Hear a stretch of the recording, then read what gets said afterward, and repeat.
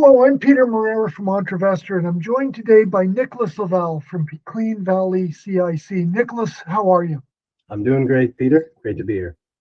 Well, it's good to have you. Tell me about Clean Valley and what you guys are up to. Clean Valley is a clean tech company out of Dartmouth, Nova Scotia.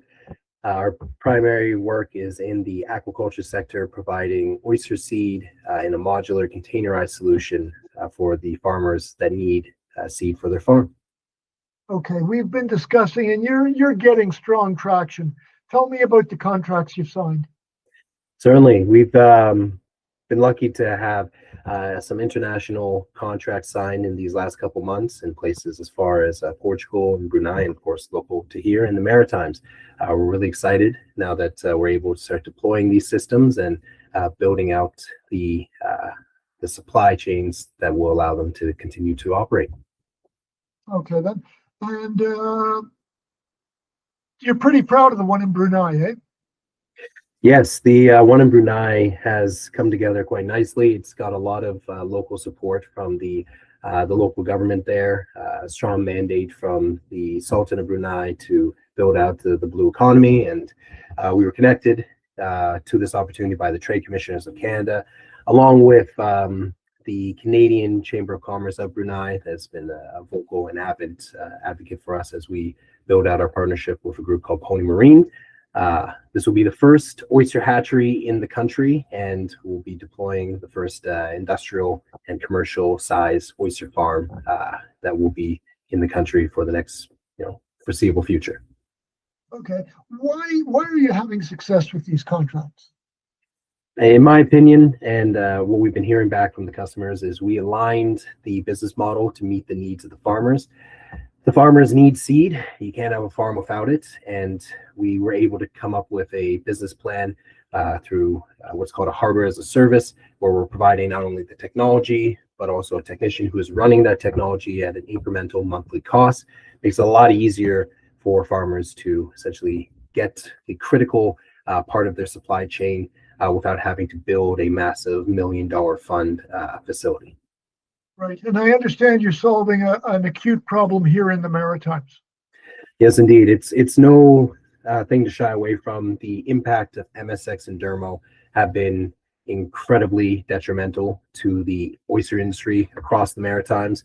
We're lucky to be working with groups like Marino, Atlantic Aqua Farms to be combating this challenge, and working with other institutions like the Ocean Supercluster, Aqua Production Systems, and Integracy to make sure that we're able to come back from the spread of these terrible diseases. Okay. What's been going on in terms of financing with the company? We've recently been able to get approval on an COA loan for about $600,000. We're really grateful for this opportunity. It's allowing us to deploy these oyster hatcheries and get them manufactured and work with local communities to get them to the farmers that need them most. And it's only the first of many that we'll be able to announce in the coming weeks. Okay. Can you give us any more details on your funding efforts? Well, at this point, we're 19 months into a pre-seed round that started back in 2024. It's been a long road, and I can see, without having to jinx myself, the light at the end of the tunnel. But what's included in that round was about $2 million in equity, as well as a $4 million from venture debt. The idea being the equity side would be used for our working capital, covering our patents, our intellectual property. And then the venture debt side is what we use to allow for the manufacturing. I've mentioned one contract, but we have two that we're sending out in the foreseeable future within the next 6 months. And then we have another 6 contracts ready to go right after that. So that $4 million will allow us to deploy all of those contracts. Those are funding contracts. Correct, yes. Yeah. And so just looking ahead a bit, what's on the horizon for 2026 with Clean Valley? I think for 2026, we're going to make some announcements around our offset credit policies and some deployments of essentially our new carbon portfolio.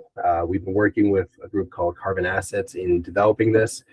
We've been double checking the science, being extra certain, working with funders like Scale AI to be, 100% certain that the product that we're going to be bringing to the market, this financial instrument, is not only solid, it's auditable, it's trustworthy. So we're really excited to bring that to the market. Okay then. Nicholas, thanks so much for talking with me. I've been joined by Nicholas Laval of Valley CIC. For Entrevestor, I'm Peter Moreira. Thanks for your time, Peter. Appreciate it.